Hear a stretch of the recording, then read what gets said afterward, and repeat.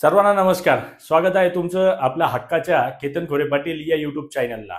अनेक शैक्षणिक विभागाशी रिलेटेड जे दाखले असतात त्याचे आपण व्हिडिओ आपल्या यूट्यूब चॅनलला केलेले आहेत. परंतु आजचा एक व्हिडिओ अनेक लोकांनी मला सांगितल्यानंतर मी त्याच्या संदर्भात माहिती घेऊन करावा असं ठरवलं. ये बड़ी अच्छी बात कही आप. आजचा व्हिडिओ आहे स्पेशली कास्ट व्हॅलिडिटी संदर्भात.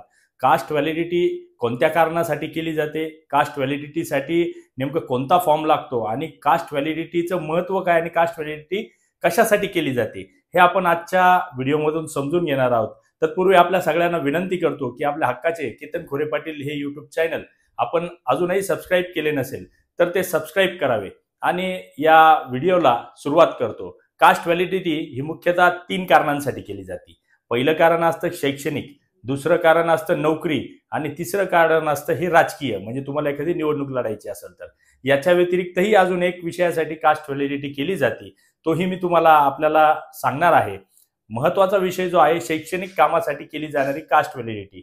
कास्ट व्हॅलिडिटी करताना तुमचा ज्या शैक्षणिक संकुलामध्ये ॲडमिशन झालेलं आहे, ज्या शिक्षण संस्थेमध्ये ॲडमिशन झालेलं आहे, त्यांचा सगळ्यात महत्त्वाचा 15A हा फॉर्म जो आहे तो आपल्याला लागतो. शिक्षणासाठीच्या 15A फॉर्मवर त्या शिक्षण संस्थेने सही शिक्का दिला, त्यानंतर आपण कास्ट व्हॅलिडिटीसाठी ते कागदपत्र पाठवू शकतो. आपण शैक्षणिक कामासाठी जी कास्ट व्हॅलिडिटी करतो त्याच्यासाठी त्या शिक्षण संस्थेचे सही शिक्के जे आहे ते 15A फॉर्मवर असणे गरजेचे असते.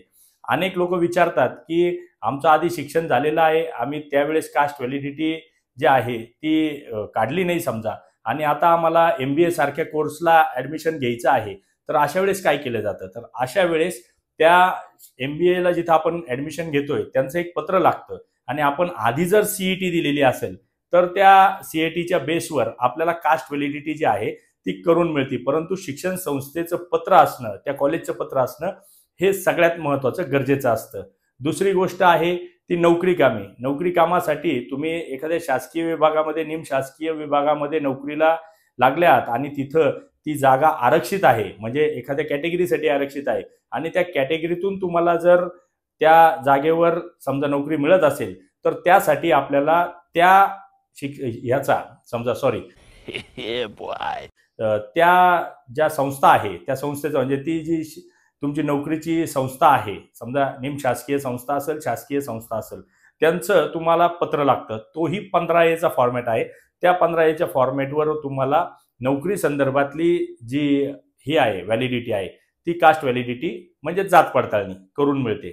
यासोबतच जुन्या काळामध्ये ज्यांनी कास्ट व्हॅलिडिटी केलेली नाहीये आणि त्यांच्या नोकरीला 5, 10, 15 वर्ष राहिले समजा, आणि त्यांना आरक्षित जागेवर जर ती जागा अधोरेखित करायची असेल आणि तिथं त्यांना प्रमोशन हवे असेल तर अशा वेळेस सुद्धा प्रमोशनसाठी कास्ट व्हॅलिडिटी जी आहे ती 15A फॉर्म जोडून 100% केली जाते. तिसरा मुद्दा म्हणजे निवडणुकीचा मुद्दा.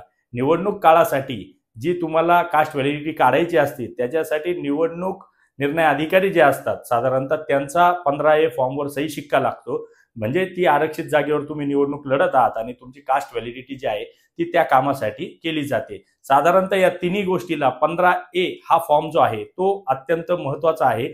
त्यानंतरच तिथलची कास्ट व्हॅलिडिटी केली जाते. आणि चौथा आणि महत्त्वाचा मुद्दा जो अनेक लोकांना माहित नाही, अनेक लोकांना म्हणजे ज्यांना त्या विषयाशी संबंधित लाभ घ्यायचा असतो त्या लोकांना तो विषय माहिती असतो, पण सर्वसाधारणपणे आपल्यालाही हा जो विषय आहे हा समजला पाहिजे. तर तो चौथा मुद्दा असा आहे की आपल्याला एखाद्या शासकीय योजनेचा लाभ घ्यायचा असतो, म्हणजे जसं की पेट्रोल पंप असेल, गॅस एजन्सी असेल, म्हाडामधला एखादा फ्लॅट असेल आणि तो आरक्षित फ्लॅट असेल किंवा ती जी आहे जागा ती आरक्षित असेल, तर त्या योजनेचा लाभ घेण्यासाठी आपल्याला आपली कास्ट व्हॅलिडिटी असणं गरजेचं आहे.